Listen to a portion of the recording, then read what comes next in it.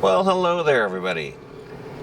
It's David Murphy here. I am coming at you from inside the Buzz to tell you about the little video you're going to be watching that describes both how I built out this platform system that you're going to get to look at a little more in detail, and kind of what went into the road trip that I took down to Houston, Texas. So for context, I drove from Maryland to Houston. I documented my trip.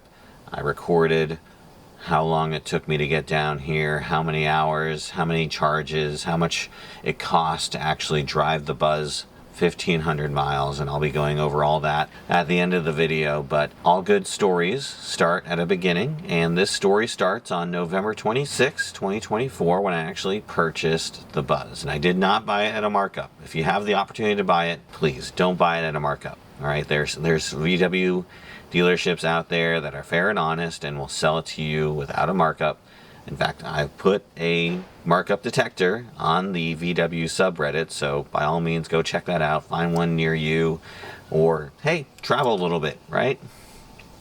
Do what I did, go on a little road trip from that dealership back to your home so you don't have to pay the markup, because yeah, there's some dealerships that are charging very high markups. So don't get charged a markup for your Buzz. Get it at MSRP, hopefully below, and then enjoy it. So anyways, let's get on with the show, and I'll show you what happened when I had to say goodbye to my Prius. Okay, it's November 26, 2024, and I'm here outside of a Volkswagen dealership in Virginia, where I've just purchased the ID Buzz, which I think is right over there, which I'm going to go into shortly. But I'm just saying goodbye to this lovely vehicle, the Toyota Prius 2013. Bought this that year, and so now we're saying goodbye to it. So goodbye, old girl. You were very reliable, very good vehicle. We'll miss you. But then 3 days later, on November 29th, I actually began this video in earnest and actually started to explore the space I had available to me. It's one thing to look at videos or read measurements and other things online, but it's a whole other thing when you actually have the vehicle in hand and can actually look at and measure the inside of it and see how things fit together. This is my new Volkswagen ID Buzz, and I'm going to be converting it into an area where I can do a little bit of sleeping and camping. Looking forward to experimenting with how I can best leverage this platform for that use, and ultimately going to be taking out some of this stuff in here and trying to convert it to a camper. From an interior perspective, my plan right now is to get rid of these, take this out, remove these chairs, because you can't take out the chairs until you remove this. And my intent is to extend maybe like a piece of wood or something across this area here. And then on the right side, that'll be the sleeping area, so I'm not going to put anything there right now. And then on the left side, I'm going to put like the whole kitchen / storage area going up to about here, because I don't want to block my ability to see out the rear view mirror.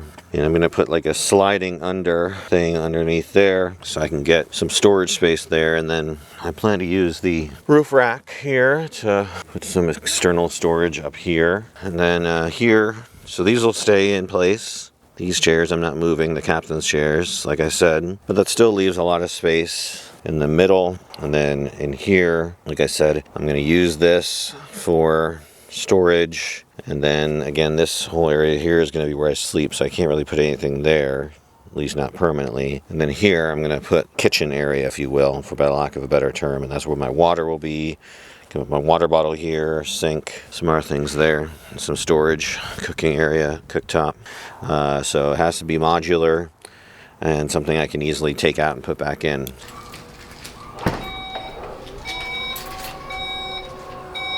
Now, just talking about the idea wasn't enough, right? I had to actually put my plans down on paper. So with my help of my son Julian, I did that. I actually drew out what I planned to do.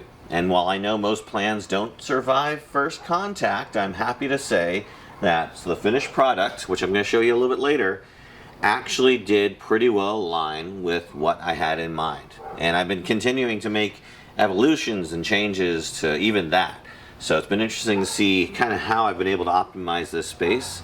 But go ahead and enjoy my ideation process. So my camper idea I have, I'm going to build out the camper in the back of the VW Buzz. I'm going to kind of draw out here what that's going to look like. So why don't we go ahead and you can follow along, all right?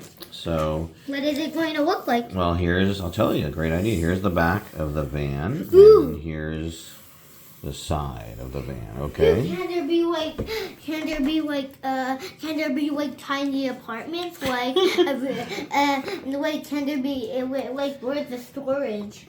Yeah, no, I mean, well, I'll show you, right? So I'm going to have a base here. So this is going to be 9 inches. And then this is going to be 4 feet. This is going to be 1 inch high. 1 inch. And then there'll be a piece here. This piece will be about 8 inches. And then there'll be another piece up here. That's going to be 1 inch. All right, and so then this is 4 feet, and then my mattress, just for understanding, is going to go right here. The mattress is 2 feet, and it's 4 inches high. Okay, and then on this side, I'm going to have a little kind of storage / kitchen / work area. Ooh, and cool. That's going to be, I want to say 22 inches wide, 18 inches high. Okay, and so that'll extend. Okay, so this is the front of the Buzz, right? This is where I drive. This is going to be a platform. The platform that you see here, which is 4 feet wide, is going to be over here, and it's going to be 7 feet long. Okay, 7 feet long. What about the driver's seat, the seat that we sit in? That's where I sit. Oh, you mean the passenger seats? Yeah. Well, those are going to be folded down. They're right here. This is again going to be 8 inches, and then it goes down a little bit further over here. This is, I think, about 12 inches right here. So, because it goes down a little bit, it starts here, and then it goes like that. Okay. So I need to account for that. I'm going to build some supports right here. I'm trying to see. And I'm going to build supports right here. And the supports are going to go across like that. And I'll have to double check the length of that area. But that's going to be kind of what the support looks like. Anyways, so you've got the platform. You've got support here. You're going to have a support in the middle. Okay, you're going to have a support on the sides. You're going to have a support that runs through. There's going to be support here, leaving this area open for storage. And then, like I said, the bed will go here. And then we have the actual kitchen area, which will go here. And like I said, that's going to be 18 inches tall. And it's going to be the entire length, so entire 7 feet long that this will be. And then I'm going to have, depending on exactly where I want to put this, I'm thinking maybe putting the water bottle here. So this might actually extend a little bit out further into this passenger chair. And then my intent is to put the water bottle here, and that'll stick out over the top. And then I'll have the water here. And then I'll have a little sink right there. And then that'll go to a water area right there. And this whole other area will be storage. All right, so anyways, we got the storage here. And so storage, I'm thinking, so if I've got a 7-foot long area here, I think probably I want to divide it in half. So, half of it is going to be the kitchen, as I call it, which will be the water supply and the sink. And then this other half will be, counter, top, and storage. So we've got about, 3.5 foot by 18 inch by 22 inch sort of box here, and that's where we're going to probably do the storage. Underneath here is where I'm going to put two rolling compartments, and that's going to be like storage for clothing and other things like that. Or I might put that storage on the outside because I'm planning to get a little thing to go above, and so this area might instead be more for like camera equipment or whatnot.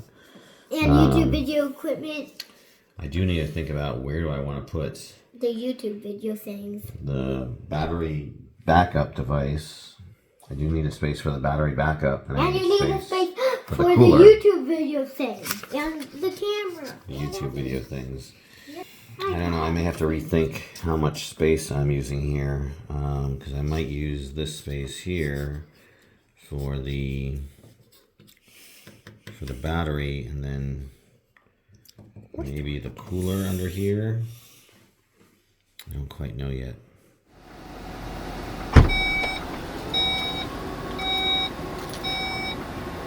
Hey, okay, so the first thing I need to do is move this.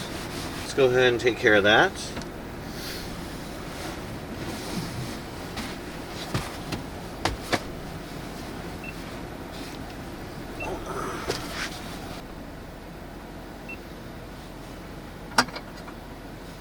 Okay, so let's take this out.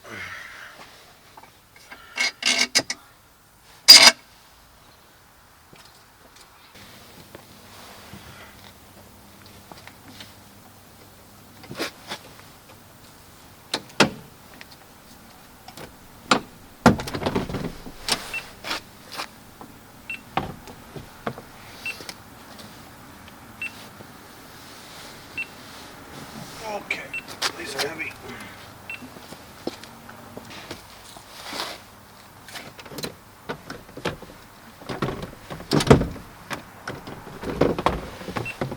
Good.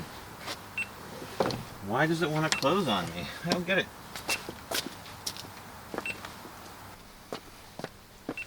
I got a pretty good idea over the room we're working with here.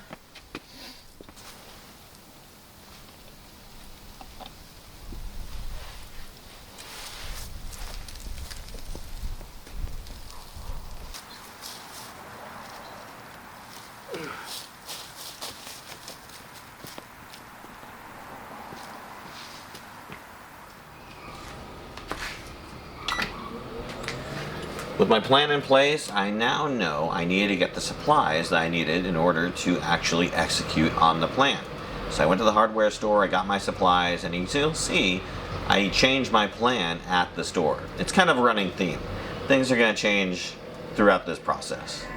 So there's quite a lot to choose from here with regard to boards and everything. Obviously I need a piece of 4x8 plywood and then cut down to size for what I need. This is something legacy.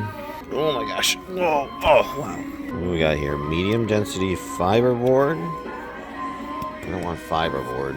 23 inch by 32 inch 4x8 plywood. Oh. What we got here? We got 1/4 inch plywood. This is good, but will this support me? 15/32 of an inch, so almost half an inch. This is definitely, thicker, heavier. I mean, this is, I feel like this would crack under my pressure, just me sitting on it. What is this? This is 5mm under layerment, so I probably don't want to, I know what under layerment is. 1/4 inch sand plywood. 3/4 inch 4x8 red oak wood plywood. 3/4 inch birch plywood. Oh yeah. Maybe I can get away with something like 1/2 inch sandalwood. Maybe I'll get away with 1/2 inch. OSB subfloor. Yeah, this is for the floor. I don't want to mess with that. 23 30 seconds. RTD plywood. 15 30 seconds. 4x8s. Alright, lots of different plywoods to choose from here. I think I'm going to go with this one right here. It's a 1/2-inch sand plywood. What I like about it is it's very smooth. The touch is good. It feels pretty sturdy, I think. I think 1/2 inch should be good, hopefully.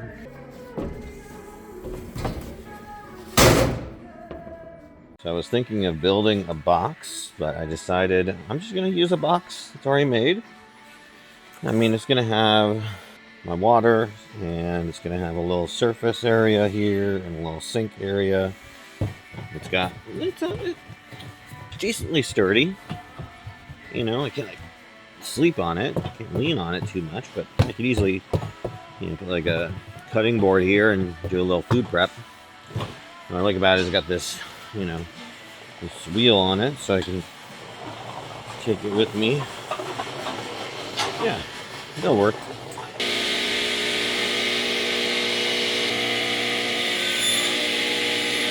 Alright, I got my wood pieces cut here, and I got my one piece of plywood. I'm hoping I can fit this in the vehicle. Alright, so I've been making some progress here on the sort of kitchen sink system. Let me show where I'm at so far. What I've got here is the collapsible sink setup, and then of course my water and my gray water tank, and it's all kind of working good right here. And my intent is obviously to put the lid on here, which will secure everything in place. I'd like to use this space for something besides just obviously the sink, like maybe put something in here, maybe the dish rack. This could be dish rack storage. Okay, as you can see here, the dish rack fits in nice. Again, probably I wouldn't put it over there, but fits right there perfectly. Again, I just need to get everything kind of adhered in such a way where it doesn't move. The only downside is that, I'm washing my dishes, well, the dish rack to drain into the sink. I'll need to find a way to elevate the dish rack so that it can drain into the sink. Alright, well, I'm going to go poke some holes in this and see how that works. Let's do a little bit of this, trying to figure out where best to kind of put this thing on. Just kind of right here. I'm kind of eyeballing what center is here, so, but I can also line it up with this. So I think I'll just do right here and hope I'm right. So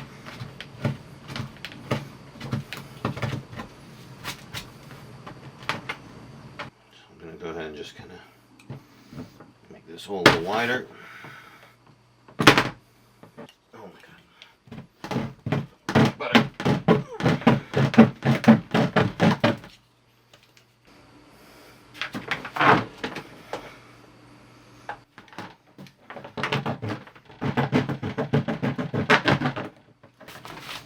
Not perfect, but good enough.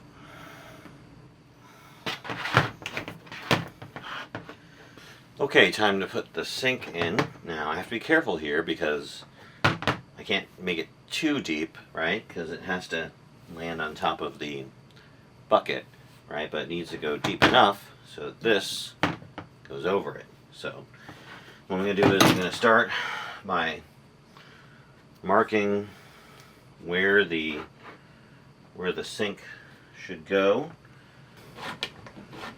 just the size of the base. Knife here to kind of start the holes.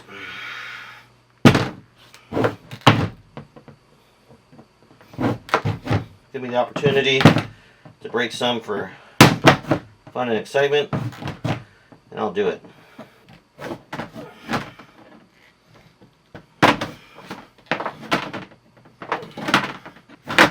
Okay, here we go. Okay, let's see how this fits. It's too tight.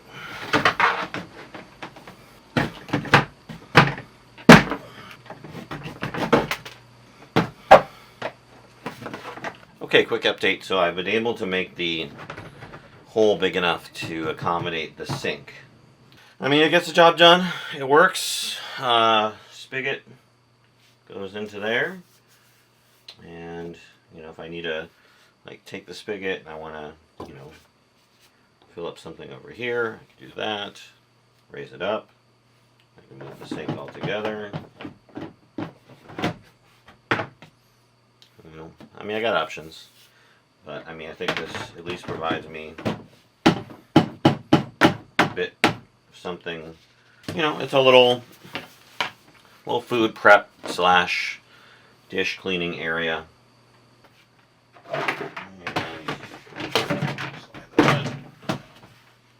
See, already moved.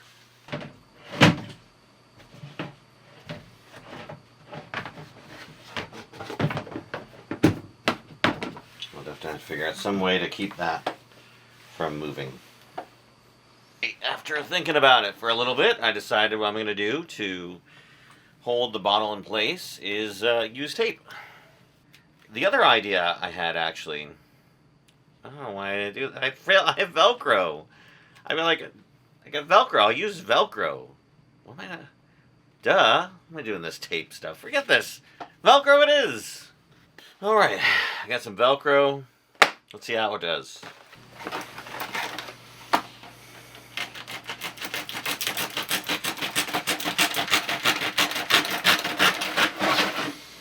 Before I redo that one. The Velcro is strong. My fear is that the adhesive won't stick very well to the plastic, but we'll try.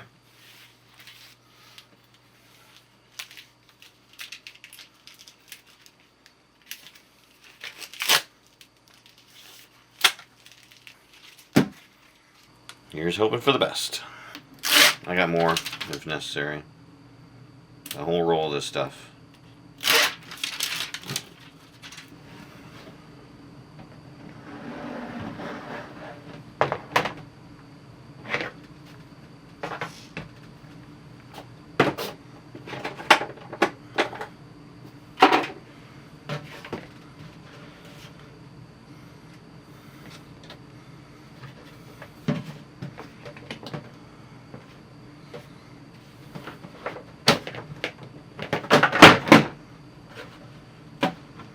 Trying to center this as much as I can.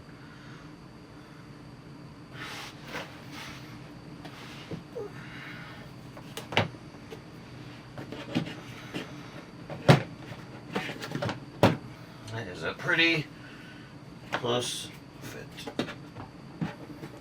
Let's test it out.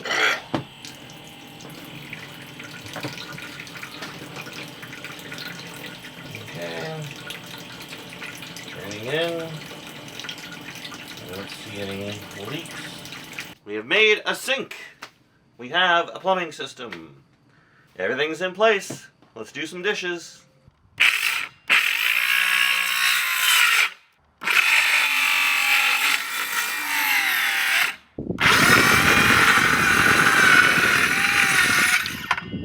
So, finished cutting the board, and now I'm going to put these support structure beams on it, and I've got some 1.5 inch nails to do that with.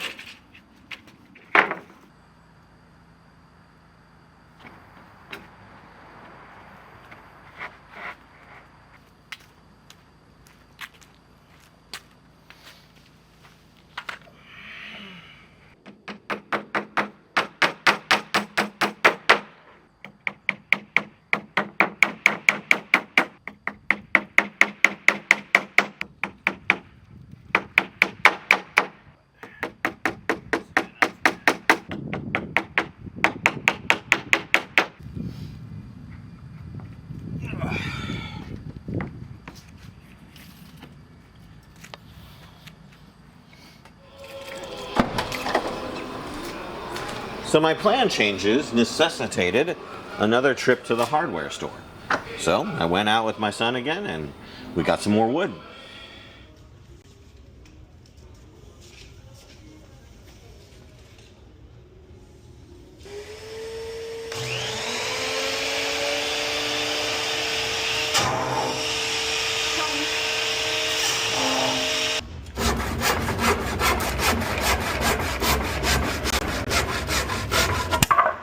hold out your arms like this.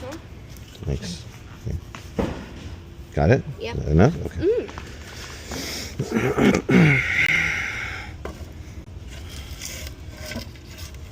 Okay. Let's go.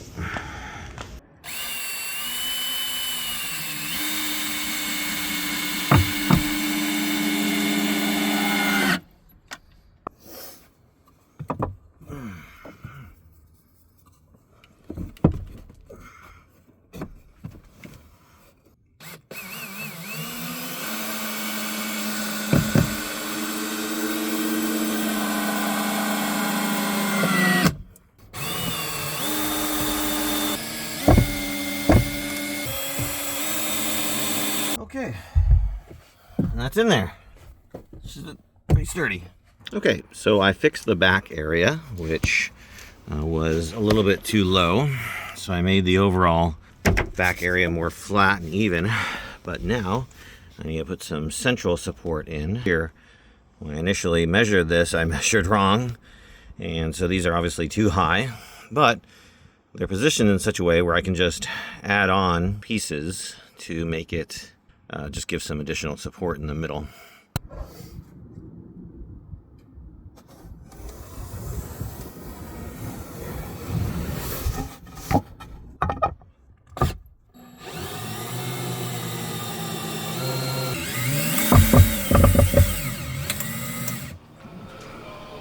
During the building process, I actually got a nice little surprise from Volkswagen. If you're a first edition owner like me, then you know what I'm talking about.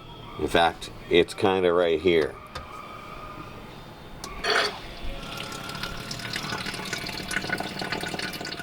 Hey everybody, I just got this special gift from VW, which I just opened the box here, and I'm going to show you what's in the box.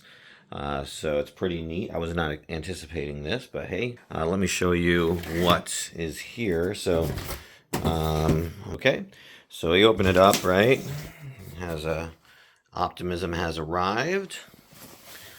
All new electric ID Buzz first edition, so it must be for first edition customers only, I would imagine. And then you get a little note here from VW. Best kind of fun happens out of the blue. So I got a blue vehicle. I don't know if this is different for other owners of other colors. And that comes out. And we got some chairs. Okay, let's see what's in the box. Oh man. Let's check the box. Okay. Oh wow. Fancy. Oh my goodness. Like a whole big blanket or something here.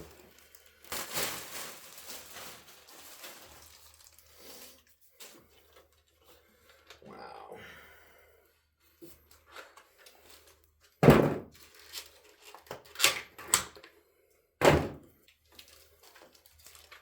Okay, there's little latches here. Was not expecting that, but hey, good. Ooh. This is very nice. I got, I don't know if you can see that, ID Buzz branding right there, so that's pretty cool. Ooh. Volkswagen branding on the back. A little ID Buzz first edition.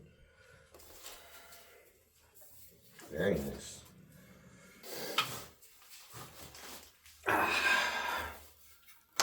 Comfy, sturdy. Goes right here. I got two.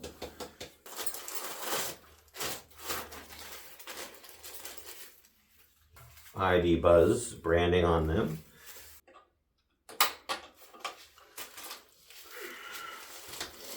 This makes the most sense, I think.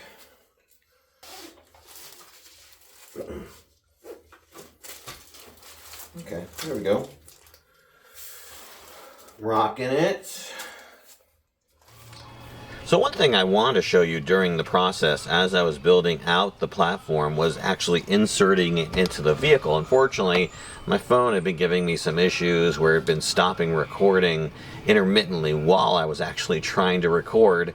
So I actually filmed that now. So the footage you're seeing right now is here in Houston. I had to get the vehicle cleaned out and do some reorganizing and stuff like that. So it provided the perfect opportunity to show you what it actually looks like to insert the platform into the vehicle.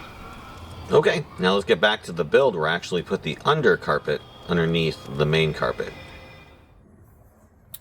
Hey everybody, so in order to make this platform here a little bit more comfortable, I got this 1/4-inch rug pad, which is going to go underneath it. So let's go ahead and unfurl this and see how it looks.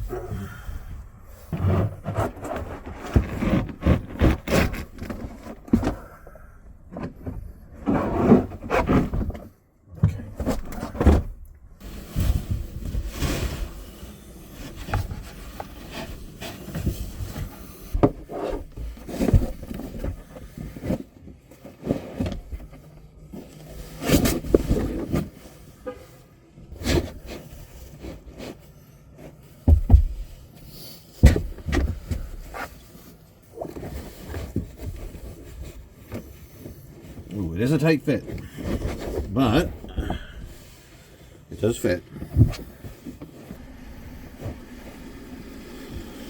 Okay, looking good in the neighborhood. Definitely feels more comfy. Oh, this is so much more comfy. Oh, very nice. Much better than the straight hard plywood floor I had here before. Okay, so let's take a quick look at the platform. This is what I have to work with right now. Obviously there's nothing on here as of right now. I'm going to put all that stuff on tonight and in the morning. Now that I've got the mat, but you can see I've got a nice 4x7 or so platform here with 2 layers. Right, we got our foam, plywood, and then carpet, and then down here we've got all the storage. So I've got a healthy amount of storage underneath there. One thing that's very important when you're sleeping inside your vehicle is that you have some sort of privacy. To help give me some of that privacy were these privacy curtains, which I built here for all of my windows. To kind of show you what that process looks like, enjoy the next segment of this video. I need to make some window blockers for all these lovely windows so that I get some privacy, right? So I've got one for the front. I'm going to need to make one for these side windows, these windows. Even though these are tinted, right? I still need to make ones for the side windows and the back windows. So I need to make 9 window blockers. All right, so I've got my reflective material and my scissors, and I'm going to show you how I make a window blocker piece here, and then I'll cover that in fabric. So what I'm going to do is I'm going to kind of, oh, it's not big enough. Okay, I'm going to have to figure out a way to make this bigger. And then I'm just sort of outlining that.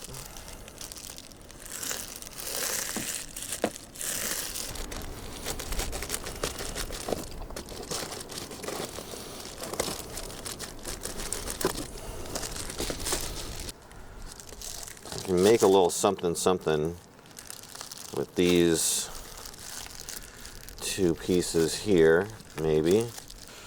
That should be good. All right, so I've got here window 1. I'm kind of having to make a little something. Now they make wider material, which I could have gotten, but I didn't need it when I was making my last project. So I'm making this work, this do.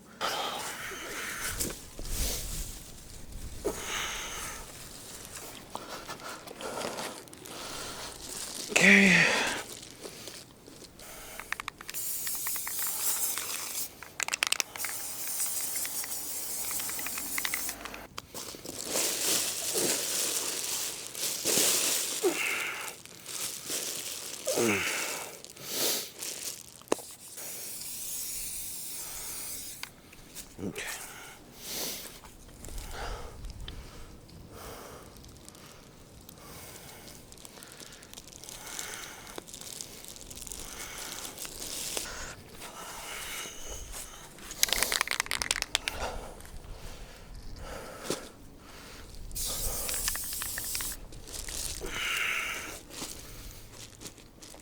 All right, there we go.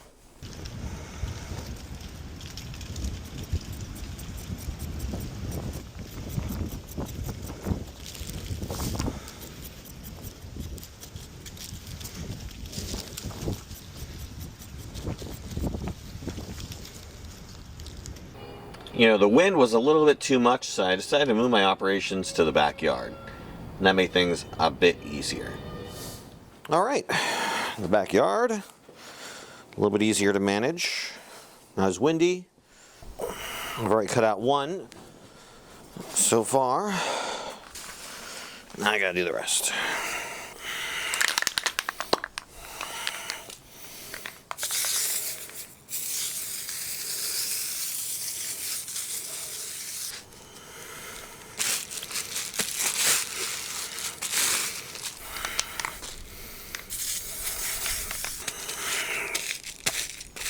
Let's do this way. I'll just go right about there. It's a little bit of glue. Put it all around the edge. Around here. On the edge. Now you gotta be pretty generous with this spray, you know? And I'm hoping I have enough fabric, honestly. This is kind of experimental. Much like with this material, hope I can do it all with just this one piece of fabric.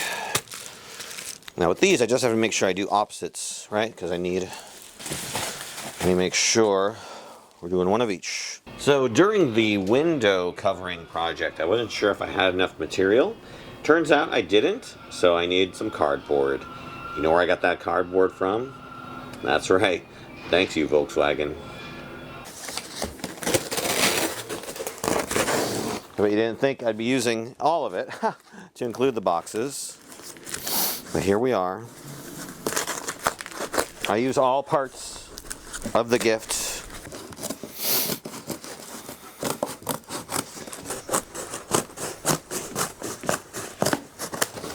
Then tomorrow night, I'll get to try it for real. It should have been glued on well enough by this point.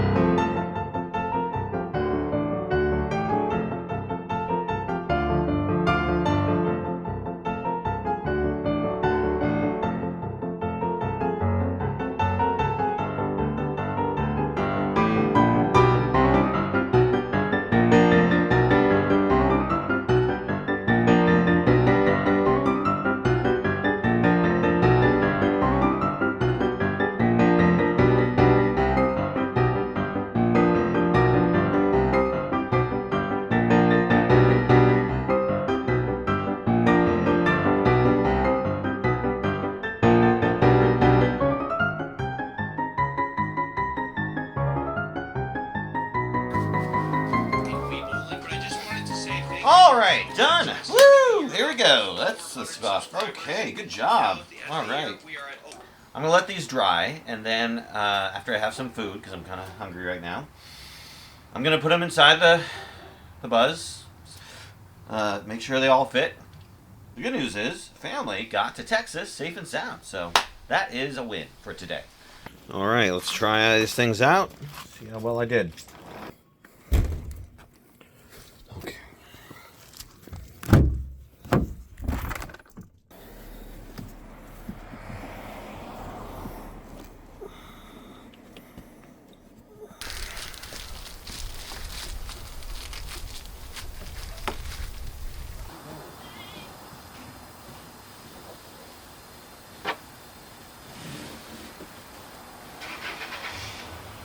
but I figure I'd give you a quick tour of where I'm at so far. So I've built the wood platform, as you can see, and this goes and runs pretty much the length of the cargo space that I have, and you can see I've got a plastic tray on the left, and then I've got the Volkswagen bins on the right there, and I'm using this side here as my pantry slash area for cooking devices and utensils and stuff like that. So I'm still filling this out. I got to put some more stuff over here to include some more silverware, some more spices, other things like that. Anything I want to cook with will probably be in this bin.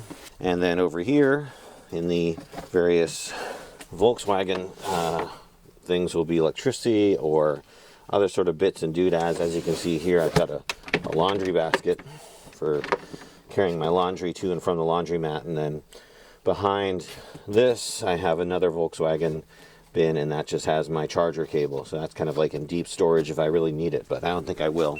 Alright, so you see here I now have the Jackery. This is going to be my primary source for consistent power, and then I've got my sink over here. Sink, kitchen, fresh water area, everything I need is right here, so I can do dishes. I can, if I want water, I've got water right here, and then this goes down into a gray water tank down there, and then I use this other space to hold other things. So I've got some sanitizer, paper towels, tissues, whatever I think I can store in here and use this space effectively. Like I said, here's the ladder I mentioned, and then I've got some storage space down here. Right now I've got a camping table, some fitness workout equipment on the other side, and then I kept, of course, in the original chairs, and then I don't think I have anything specific over here in this crevice, but yeah, I'm not using anything to store for right now, but it's just nice to have all this little storage space I can use if I need to. The Volkswagen branded camping chair gift here, which I can't wait to get out at a campsite or wherever. And then, of course, I've got the extra luggage storage up top. So here you get another view. So obviously the bed is folded up, and I'll keep the bed folded up when I'm not sleeping, just because I can use this space here as sort of a chill out, hangout area if I want to use it, or like a little kitchen prep area. So if I'm making food for myself, I can make it there, and then I can go and cook it. And I've got a induction cooktop, so my imagination leads me to believe that I would prepare my food here, and then I would take it out back over here where I would plug in the induction cooktop into the Jackery, right? Have a camping table here, and then I would cook my food in the back, right? Hey, it's December 22nd, and I'm out here in my neighborhood just outside of our house, about to depart for a very long road trip down to Houston, Texas, in this VW ID Buzz right here. So here's hoping that it is a smooth trip. Never done a road trip in an electric vehicle before, so we'll be eager to know just how difficult or easy it is to manage. Hey, listen, this is my last time I'm going to see the house for, oh my gosh, 4 months. So I'm just kind of lingering on it for a few extra seconds, a few extra minutes this morning before I head out. Actually, afternoon now. I am so late and so slow. I was going to get up early and get out the door early. I was even going to try and go for a run this morning, but that didn't work out. I'd say let's get on the road. Let's get out of here. All right, let's go see what the future brings. Let's go see what the road ahead brings, and let's take it for what it is, one day at a time, and make the most out of every experience. All right.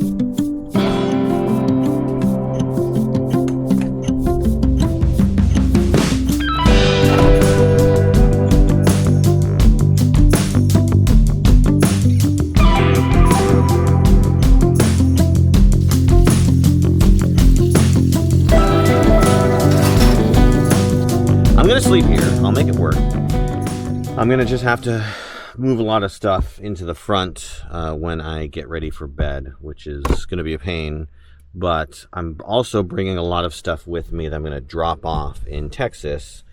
So when I leave Texas, I'll hopefully have less stuff in here. All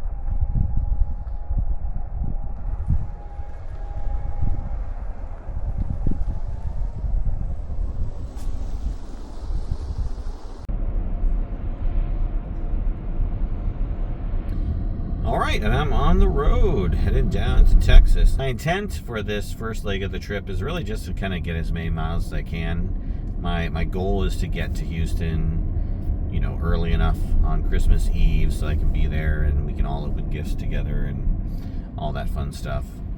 Just think with regard to, you know, everything going on and me trying to get there in a certain amount of time, that it's important for me to ensure that I am, you know, doing my best to get to the location I'm trying to get to in the amount of time that I can get there. And I would like to ensure that I'm there for my family.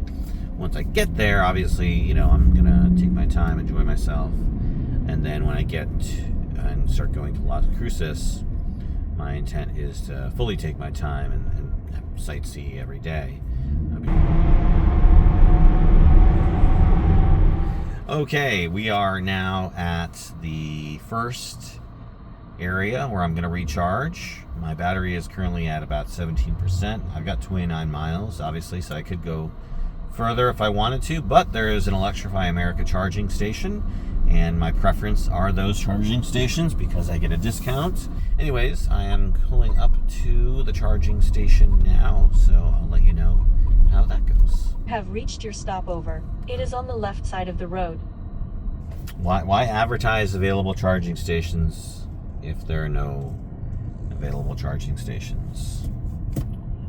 So anyways, now I have to wait for a charging station to be available so I can wait to charge my vehicle. This is frustrating.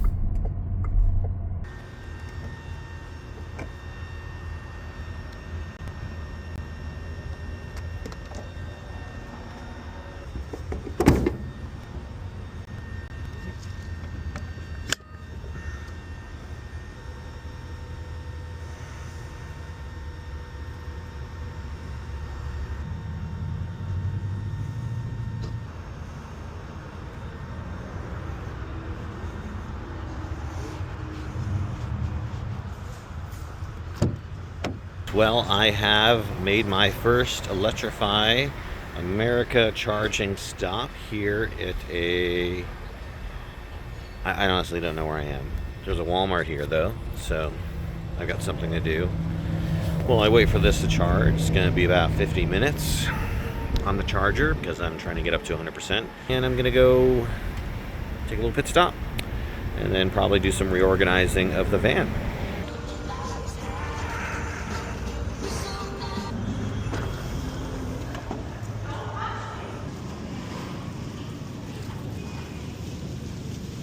Pumpernickel. I'm not sure if I've had this before. Alright, lots to choose from here. The less expensive. So one of the things I love about my van, obviously, is that it's tall. And with the compartment up top, I can easily spot it in any parking lot. I can definitely see I can optimize some of this space. I love all this storage space. And the thing, I can just throw things everywhere. It's great. Okay, second leg of the trip is started. Getting a little snack on. I take the second leg. Got up to 100%. Down to 97% right now. You can really see how the cold weather negatively impacts the range, because I got up to 100%, I'm now at 97%, and I have 168 miles of range.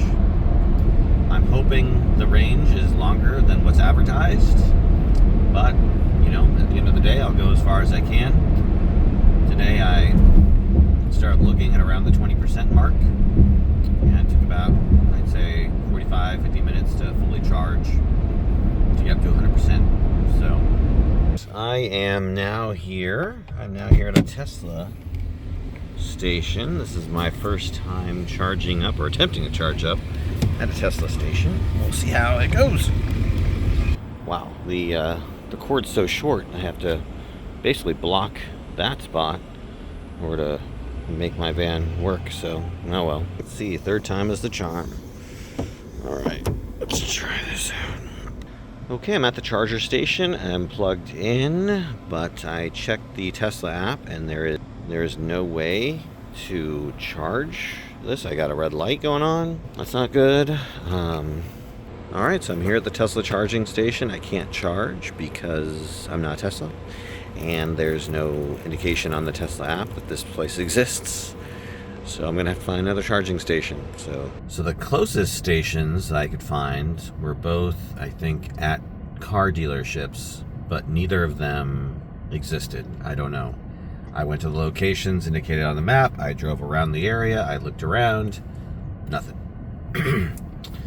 So then I started looking on the map again, and I used Google Maps to just see what was around, right? And so I saw that there was a Tesla supercharger station. I was like, okay, great. Tesla, I can use Tesla, right? I have the adapter. But by the way, why are Tesla cords so short? I don't get. Like, I get it. You know, they're for Teslas and stuff, and I guess they're short and it doesn't matter because any Tesla can reach any cord, but damn, those are short cables. I'm so used to these other cables where I'm at right now where it's like, you know, gas station, right? It's long. You get around the vehicle. I think because they have to be able to adapt to any potential charger location. Anyways, I get to the Tesla station, I plug in my adapter, I plug it into the vehicle. I'm like, okay, now how do I pay? So unlike every other station, there is no like screen where you log in or whatever, because of course the Teslas have it figured out, right? It's all tied to your account, tied to your phone, and you plug it into your car and it automatically knows your car and it deducts the appropriate payment information. It gets you charging, gets you going. The charging station doesn't exist according to Tesla per their app. So I'm like, okay, I can't even pay to charge here. All right, great. All right, let's see what else is around here. So I go back into the Buzz and I continue to use their charging network finder. And then I find a 180 kilowatt charger. I'm like, great. Okay, hopefully this one works. And so I get here and I don't get 180 kilowatts. Let me show you what I actually get. 77 kilowatts. Okay. Still fast, right? But why can't I get 180? You know, the Buzz is rated to accept, I think, up to 200. And yeah, I don't know. Very frustrating. The good news is, obviously, that I found it. I'm in a Chevrolet dealership in the middle of nowhere. There's really nothing around here, so I have to hang out in the vehicle, which is fine. And it's slower than I expected, so I'm going to be here for about another 45 minutes, so about an hour plus to charge up to 100%. And that's fine. It's fine. I'm patient. I'm not in a rush. In this instance, it was the first time on this trip, at least, that I felt a little bit anxious that I might not find a place to charge. Because every time you lock in a charging station that you want to go toward, you're rolling the dice. And the thing is, you only have so many dice rolls that you can expend, because if I had gone out here and this charging station wasn't working, then I'd be out of luck. I wouldn't be completely dead. I still had about 10% left, so I could have found another place. But you know, again, it's that anxiety that is fueled by the fact that the charging network, at least outside of Tesla, is really a Wild West, right? EV manufacturers need to address and fix, and you know, it's one thing to leave the market to do it, but I mean, I think if we had some sort of government intervention or a program that incentivized the creation of charging stations throughout the country, this would be less of an issue. So, but here, with regard to EV charging, every EV charging company does it a little differently, and you have to register for each one, right?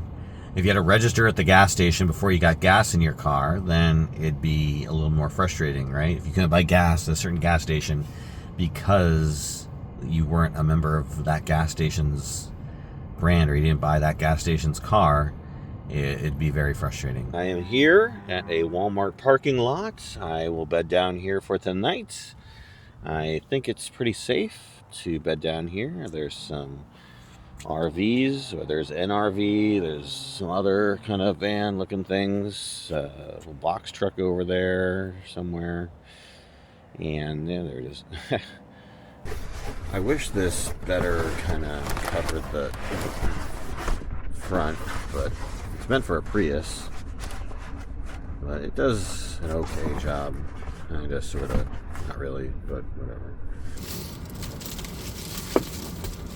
You know what? Stay. Window 2.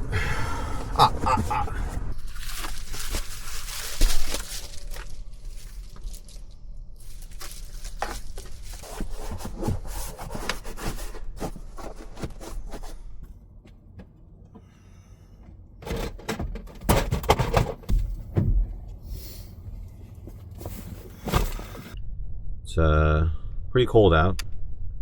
It's like 20 something degrees. Nice and toasty warm. Where's my warm blanket? This is gonna be a lifesaver, tell you what. Celebrate a first successful day on the road. Whatsoever either. They even held another golf charity event several months ago.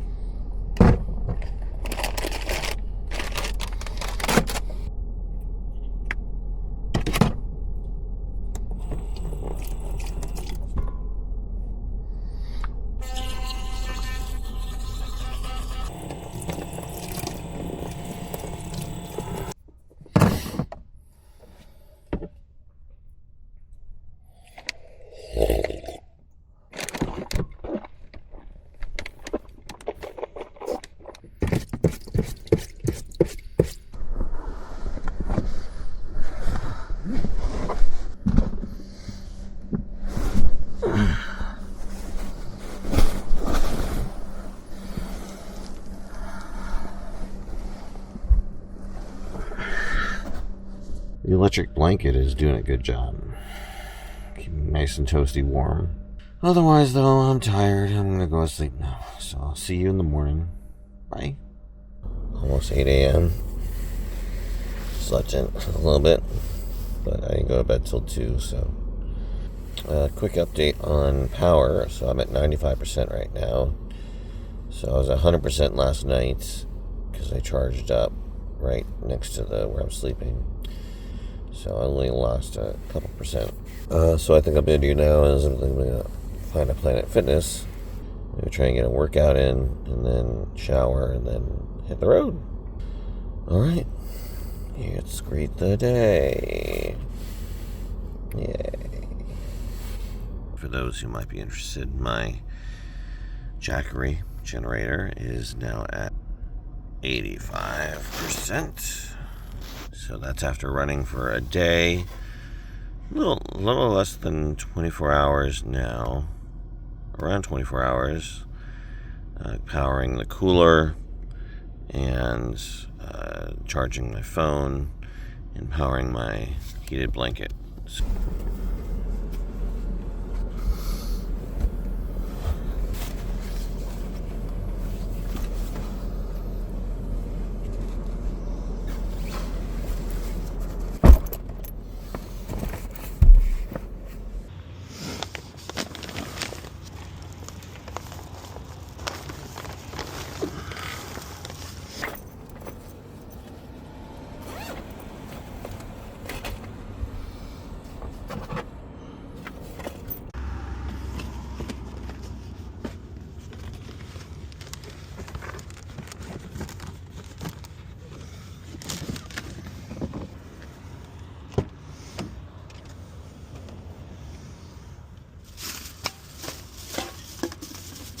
Okay, and here's what it looks like, nice and cleaned up and organized.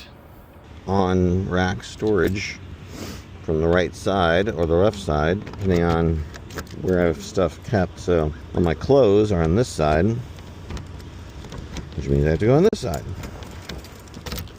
Which means I also have to be very deliberate when I get in here. Just need some cargo shorts or something, cargo pants.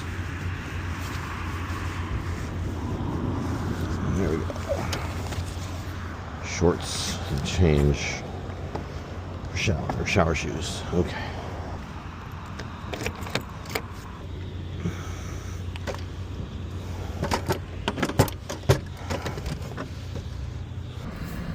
Oh, getting used to this kind of lifestyle is going to take a little bit.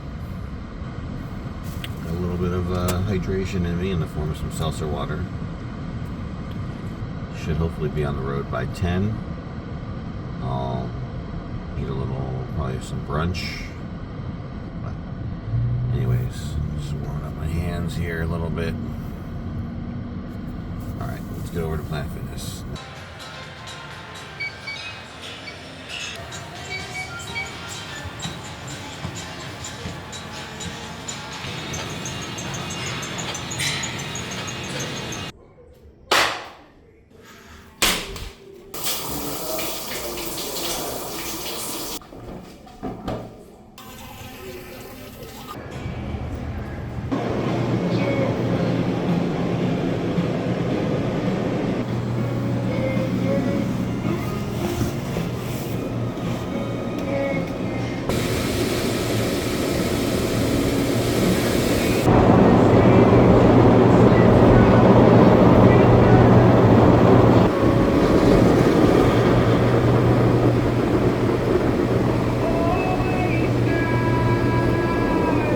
Okay, so I'm faced with my first problem after going to the gym. What do I do with my wet towel?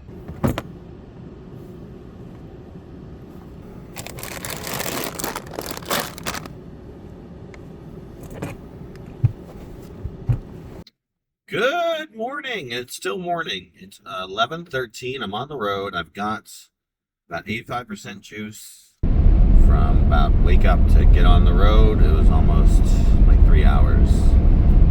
It's just crazy when you think about it.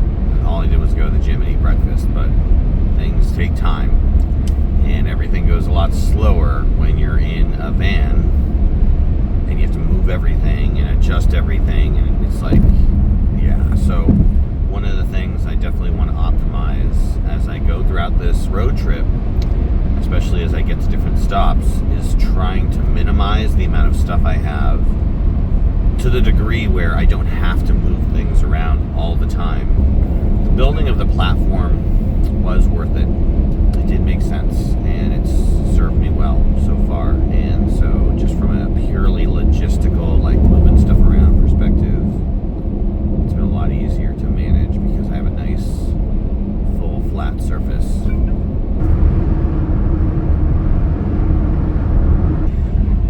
Trying out some of the features of the Buzz. Mostly it's assist features.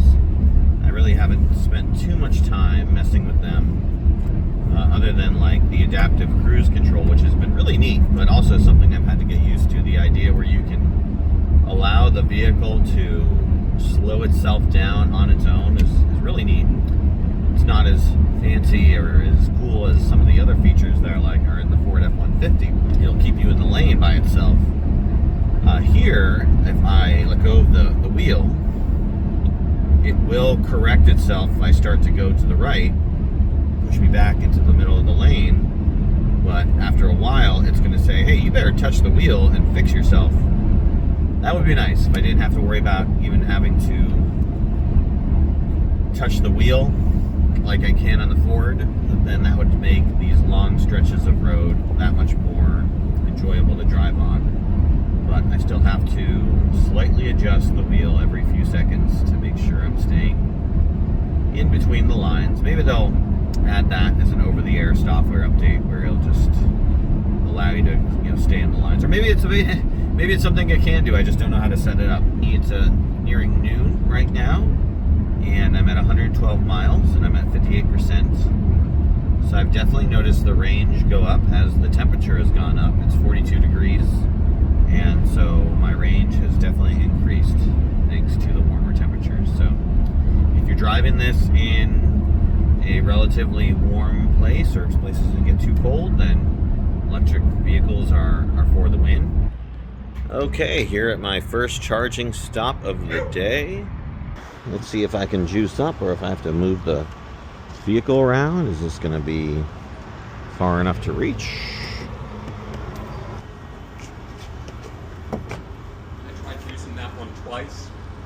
started both times, and it cut me off after about 1 or 2% charges.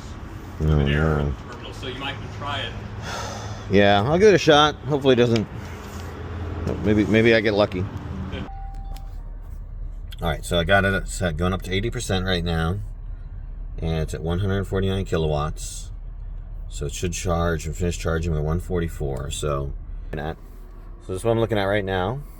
Okay, and I'm gonna let it just go to 80%, which is gonna take like 20 minutes, 25 minutes, and then I'm gonna get back on the road and see if that's a more speedier, convenient way to kind of get progress, right? Yesterday I was going straight to 100% and then leaving after that, and today I'm just going to do 80% and see if it makes any difference. So I know I'm probably going to have to do more charging stops, but if they're faster stops, maybe it'll feel like I'm making more distance.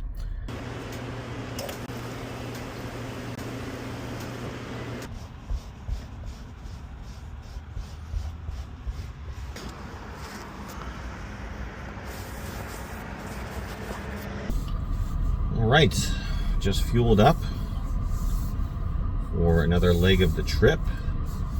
That was my first fuel up of the day. I intended to make it an 80% up fuel, but opted to go for the full 100% only because I discovered that one of the bottles I was using to hold some of the soapy water, which is what I'm using for my doing dishes and stuff like that, it was leaking. I did not mean to stop over there for a full, like, however long it took me to get to 100%, but hey, anyways, as I was leaving, actually, the estimated range was 199. I was like, why am I not getting 230? It's 51 degrees. I mean, it's not that cold. I should get full range here. And now it's upgraded to 207 at 99. So I think it was just left half a mile and then follow I-75 south towards Chattanooga. I think the vehicle just needs to go in order for it to know where it's at. Anyways, but I made the most out of the extra time. I cleaned up the mess. That was my fault. Yeah. Honestly, the bottle should have been in my sink area from the beginning, because that's where wet stuff goes. But on a positive note, I was able to optimize my space a little better, and I put all of the dry ingredients, all of my pantry ingredients into a lower portion, undercarriage, under support area. There was some space there. I also put some of it up here because it's all snacks. A lot of it's snacks, so it makes sense for it to be easily accessible to me up here in the driver's area. So I was able to completely eliminate that back, essentially, and just move the stuff into various parts of the vehicle. So that was a positive thing. By the end of this, I'll be an expert in living in a VW ID Buzz. All right, I am in Fort Payne at this nice little downtown area charging station, and it's a quaint little town. If it were earlier in the day, it might be worth exploring, but right now everything looks pretty closed. But it's a quaint little area. Definitely a nice place for a charging stop. Anyways, I was pretty close to 20%, and probably could have gone on a little bit further, but I'm letting the system, within the vehicle, tell me when to stop and where to stop, and so that's why I'm here. Yeah, I think one more charge after this, and then I'll bed down for the night. Another app I'll have to probably get if I can. Oh. Okay. It's doing its thing.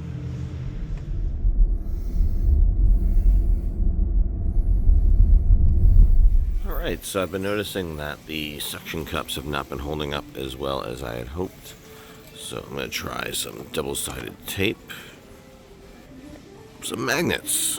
Magnets! Oh! Let's see if that maybe will do the job. Charging situation for non-Teslas is ridiculous. I tell you what, I gotta go here, go to this charging station. It's got a thing, I gotta register an account, and then it fails on the first time, almost every time it fails on the first time, and then eventually it works on the second time. So the company is doing electricity, and you know, it's got regional and local energy companies having their own systems and their own accounts and everything like that. It's just, from a road trip perspective, it's very disorganized and slow. I mean, I'll get there eventually, but still, it's kind of annoying. Yeah, I'm looking at an hour just to get up to 80%, so I'm not going to get up to 100% right now. Alright, so I'm waiting 24 minutes for my 360 cam to back up onto my machine so that I can shoot some more 360 video. While I do that, I'm waiting for my vehicle to get up to 80%, which will take another 32 minutes. So, kind of perfect timing. Alright, let's just go ahead and make a little breakfast for myself since I'm waiting here anyways. Some yogurt, some blueberries, and some cereal, but it's good enough as granola.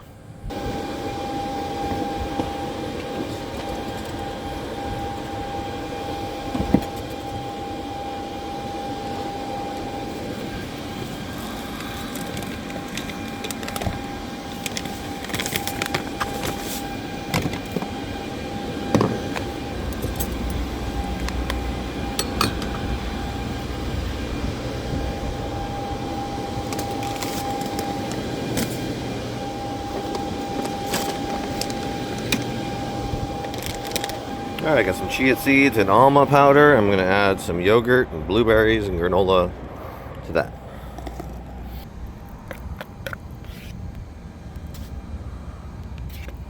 It's been sitting. Still good.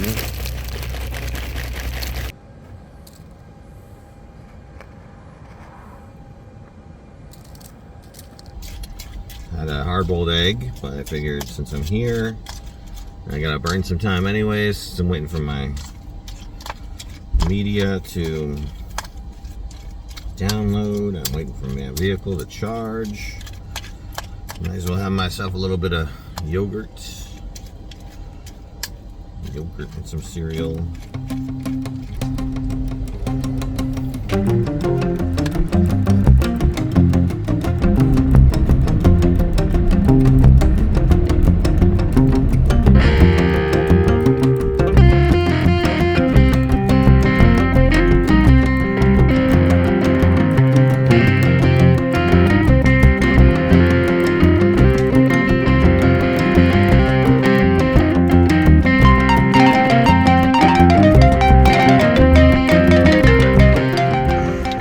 Looks like 4 more charging stops until I'm home.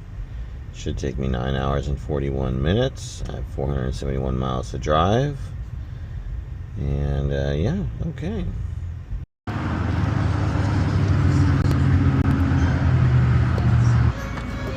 I don't know what I'm doing wrong. Alright, now that I found one that works, I'm going to try and start the charging. This is 1A. Start charging.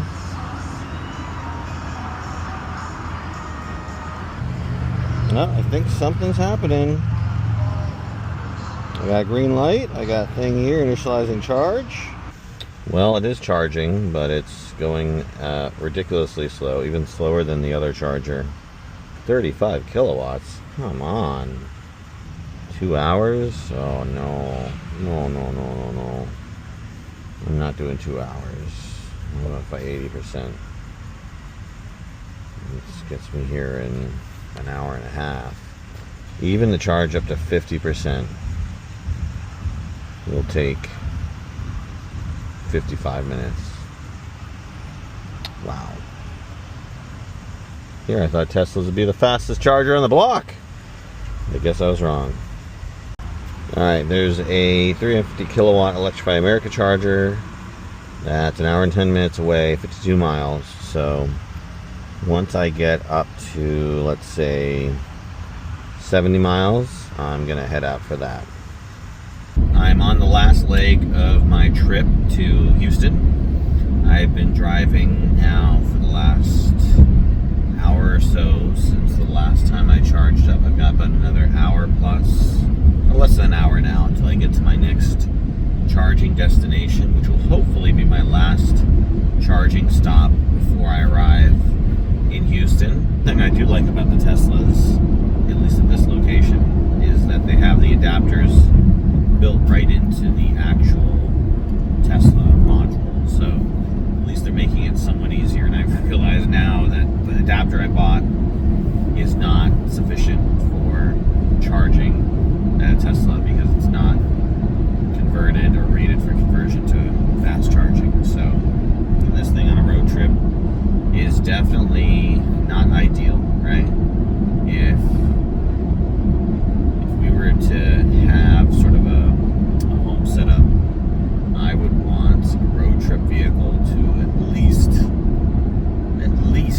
get up to 300 solid, you know? So that means like buying a vehicle that is rated at like higher than 300. So this is rated at 230, and I've not been able to get 230 in a full charge, even in good weather like this for some reason. It could be the weight in the vehicle, maybe, all the stuff I have with me, you know, the extra storage on the top there. Those could all be things that it's now equated as affecting my mileage, right? So maybe I'd have better mileage without that up there and the extra weight it brings, as well as the wind resistance. And then, of course, everything else inside. So, all right, just got my last charge here at a Walmart that's just about closed. It actually is closed now, Christmas Eve, so send their employees all home. And let me tell you how much range I got in this thing. And this will be my last fill up before I hit my final destination, which is Houston, Texas. So, right now, I'm looking at the thing. It says 186 miles at 100%. So, yeah, that's kind of low. You know, again, I've hypothesized that might be because of the stuff I have in the back, or the stuff I have in the ceiling. You know, that's why I'm not getting the full, 200, 230, right? As opposed to like an empty van, which is probably what they tested on. So, a little disappointing. Here we are, 186, 100%. So, a little disappointing, but, again, you're never going to get, you got to take into account, obviously, what you're hauling, right? So, it's not just the weather that's affecting you, because the weather right now is only 64 degrees. It's not really cold at all. It's just the stuff I have in here, right? Just the ability to haul things, right? So, you have that trade-off, right? But overall, I'm pretty happy with the vehicle as it is, and I'll do the whole math and everything at the end and show you exactly what I spent to do this road trip, and compare it to maybe a gas car or flying or other things like that, and see kind of like what the cost benefit analysis might look like. But other than that, that's it for me for right now. I'm heading to see the family. Bye, everybody.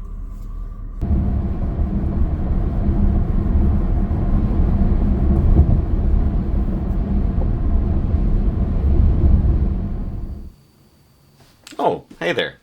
Did you miss me?